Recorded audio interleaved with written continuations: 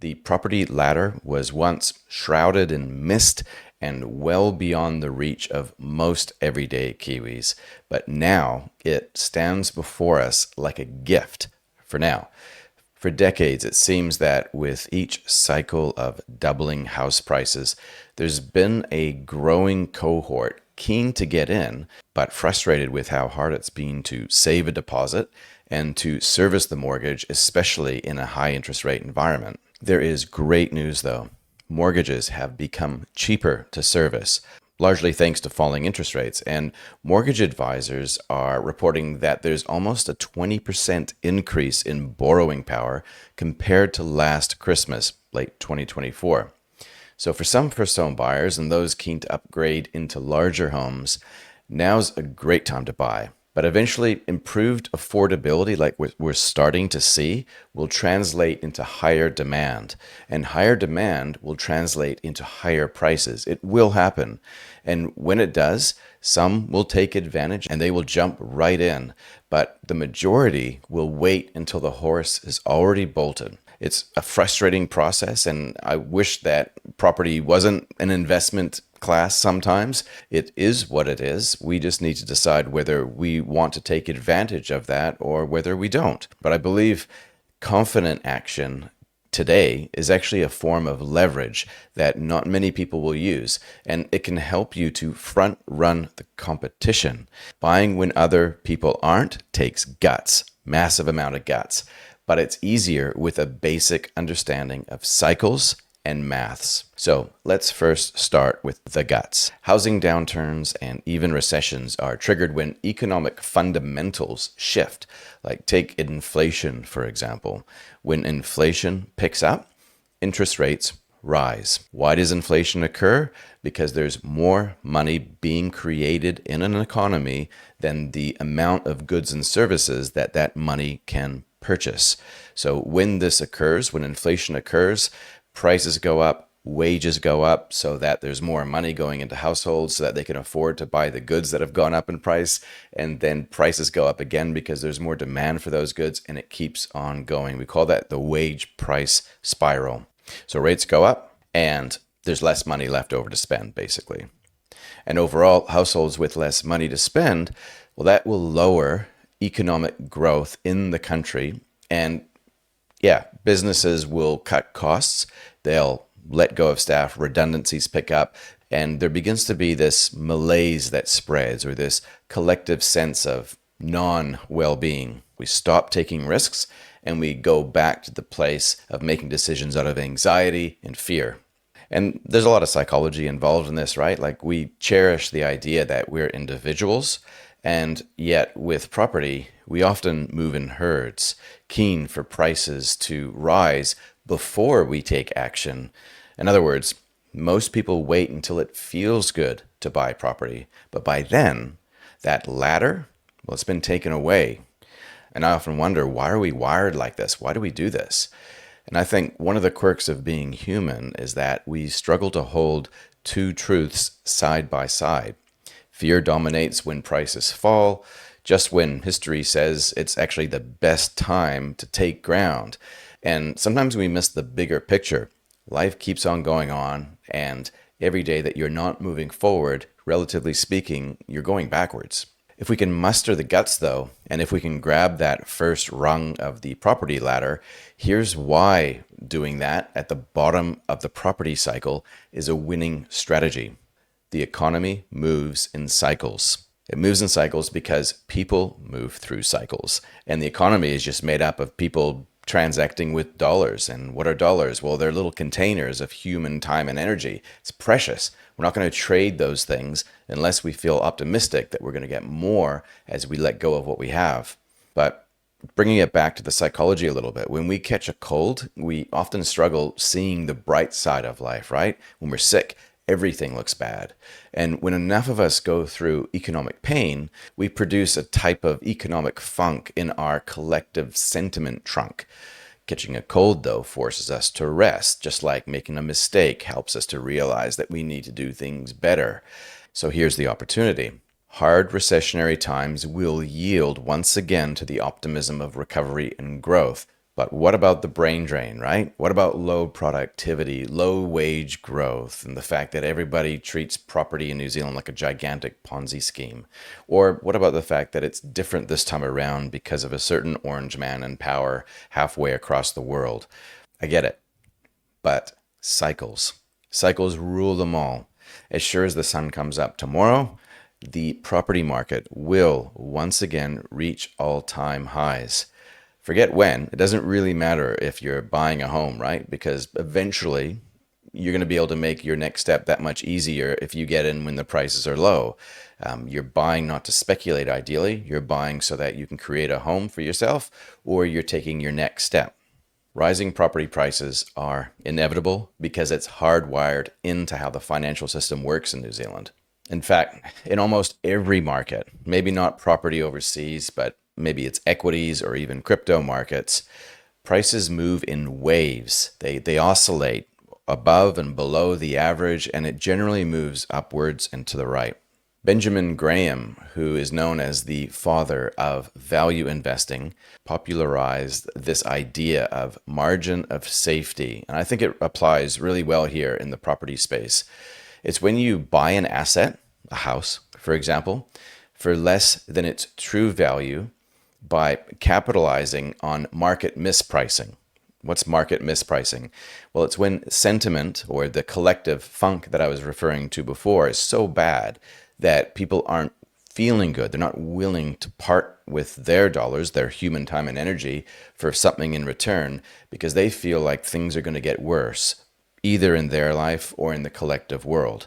So when the market misprices an asset, that creates like this margin, right? This bit of fat.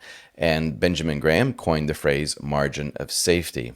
You buy at a steep enough discount when the price is below the intrinsic value to ensure that there's a higher likelihood, or at least a very high likelihood, of profit, even if things don't go according to plan. So if the market continues to tank, but you at least bought it at a discount, you're more likely that you're not going to have a negative equity situation where you paid more for something than what it's really worth. Having a margin of safety means that you're buying a home for below its intrinsic value or for less than what the price would normally be.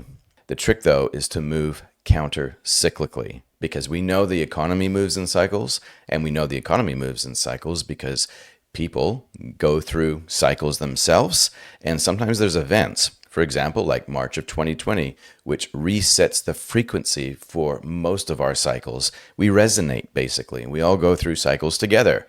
And when we have these economic cycles, if you understand what the key indicators are, like inflation, unemployment, and interest rates, you can then start to formulate a strategy or to recognize the signs of when the property market is on sale, like right now. But right now, it would take guts still to buy a property. By my reckoning, we probably have at least 6 months before we truly find the floor in the property market.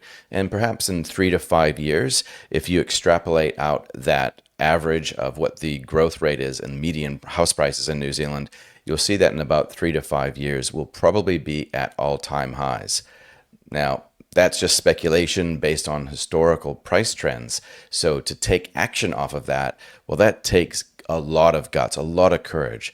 But once you realize that markets actually move in cycles, well, you're actually ready not only to take that first rung of the ladder, but if you already own property and you're looking to upgrade, I want you to pay extra attention to this part.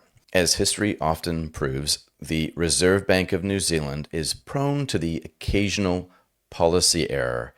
Now, if we go back to March of 2020, we had pretty much 18 months of the official cash rate, which influences mortgage rates, being at 0.25%.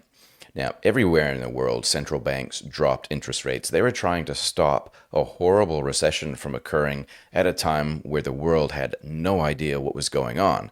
So I think most people would understand and endorse what central banks were doing at the time, but for some reason, although we started to see a very clear property boom emerging, our Reserve Bank of New Zealand decided to keep interest rates at this historically low setting for 18 months. What did it do? Well, it created an extreme high in the rate at which property prices grew by. This, in my opinion, is the reason why we had a housing bubble. It wasn't anything to do with people feeling bored because they were locked up and they wanted to do renovations and buy more property. It was because the money was way cheaper than what it should have been. Price controls always create distortions in the free market. So just to paint a bit more of a picture on this, the current property market downturn, where adjusted for inflation, property values have effectively cratered here in New Zealand, it all came from the Reserve Bank of New Zealand's cleanup attempt to fix the inflation which they themselves created.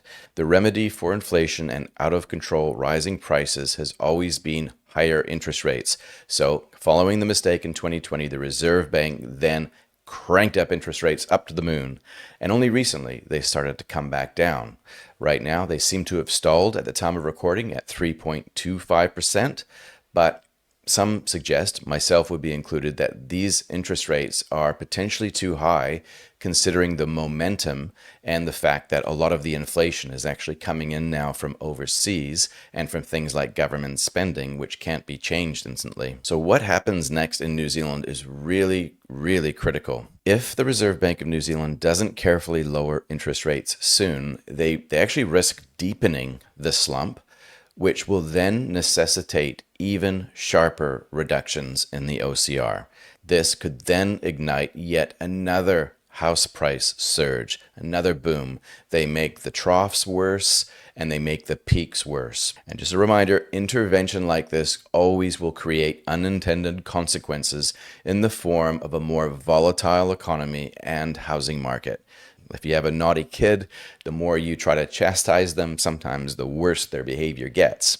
Hey, that's the New Zealand economy, it seems. So, guts, cycles, policy errors, and now mathematics. Here's the bonus for the upgraders. It seemed like a good idea at the time, right? Buying that 2-bedroom brick and tile unit worked great for your first child, but yeah, the property either shrank at some stage or you miscalculated the type of home that would be fit for the future world. So you find yourself in this predicament where you're either going to try and argue and battle against your home to make it something it wasn't designed to be, or you sell it. You sell it, maybe you rent it out, but you sell it and you try and buy something bigger. But the problem with that is that if you do that in a rising property market, you're paying a premium for that property that everybody else is now competing for.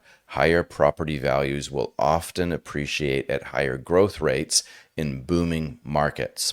But again, going back to that psychology, we always want to upgrade. We always want to buy. We always want to take ground when everybody else is. When the horse is already bolted, we're trying desperately to catch it. But think about the scenario that you're in. Often when you've just produced another child, you might be down on reduced income for a season. You might not be getting a lot of sleep. You might be working extra hours at work so that you know that you can afford that larger mortgage on the property that you should have bought ages ago. It is really hard to pull off the upgrading trick without getting over your head and getting lumped with a mortgage that you probably shouldn't have for your age and stage. And even if the home that you're selling is being sold with pretty much the same growth rate as the one that you buy, the higher base price of that next home amplifies the nominal increase of the mortgage required to bridge the gap. In other words, upgrading in a rising market is way more expensive than upgrading in a downward market. You often hear property commentators and real estate agents say, as long as you're buying and selling in the same market, it makes no difference. And generally, I guess that's true. But if the market is actually going up, it's not a good time to upgrade. But it is a good time to upgrade if the market is flat or still going down. Upgrading in a downward market takes guts. It's counterintuitive, but enlarging your mortgage to buy bigger in a downward property market can actually just be a really clever way to get ahead when no one else is around competing for that thing that you want to buy. But it does feel crazy selling your current home after it's dropped in value. Instead, though, I think that you could focus more on what you're buying. because both have fallen by the same percentage, but you're now receiving a far bigger nominal discount than what you're giving away on your home that's at a lower value. So could this property market that we're in right now, could that be the kick in the guts that you need to get onto that first rung of the property ladder? Or is it going to be the kick in the guts that you need to get onto the second run, to get to that next level with property? It is for many, but it starts in the belly, right? Right next to those pretty butterflies that you feel at the thought of doing it right now. But just remember that the discount that you receive is larger than the loss that you locked in. So buying it up when it's going down, it's a great strategy. It requires you, though, to go against your instincts and to go against the crowd as well. Going large when others shrink back can be a great strategy so long as you can afford the mortgage in the end. I'll bring it back to Baron Rothschild, who was an 18th century British nobleman and member of the Rothschild banking dynasty. He said it best when he said, "The best time to buy is when there's blood on the streets." I'll go even further and suggest, even if it's your own blood in the streets, it's the best time to buy, and it's the best time to scale up. Hope you enjoyed that. We'll catch you in the next one.